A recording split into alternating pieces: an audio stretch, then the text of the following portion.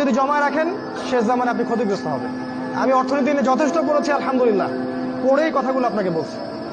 আর কি করবেন যদি সম্ভব হয়, শহর, আপনারা তো গ্রামেই থাকেন মাশাআল্লাহ, শহরে যারা থাকে তাদের উদ্দেশ্যে বেশি বলছি এটা, কারণ এটা অনলাইনে যাবে।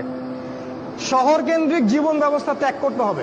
শহরে আপনি বাঁচতে পারবেন না, টিকতে পারবেন না, শহরগুলো ধ্বংস হয়ে যাবে। আল্লাহ পাক বলেছে ওয়াইম মিন ক্বরিয়া ইল্লা নাহনু মুহলিকুহা ক্বাবলা ইয়াউমিল কিয়ামা, কিয়ামতের আগেই প্রত্যেক নগরী আমি ধ্বংস করে দিব, আল্লাহ পাক বলেছে।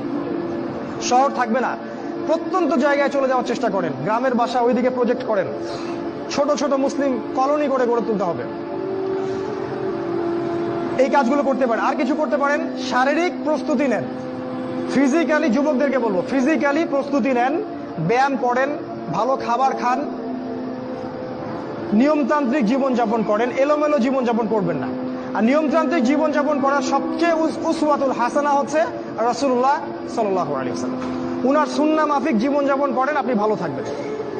কারণ সামনের দিনগুলোতে আরো ফিতনা বাড়বে এবং আমাদের এই যুব সমাজের এবং তার পরবর্তী প্রজন্মের শারীরিক অবস্থাকে নষ্ট করে দেওয়ার জন্য অগণিত খাবার বাজারে ছেড়ে দেওয়া হয়েছে, যেগুলোর মধ্য দিয়ে অসুস্থ হয়ে যাবে। তাই রাসূলের পদ্ধতি অনুযায়ী জীবনযাপন করেন, ভালো খান, ফ্রেশ জিনিস খান, ব্যায়াম করেন, শারীরিক প্রিপারেশন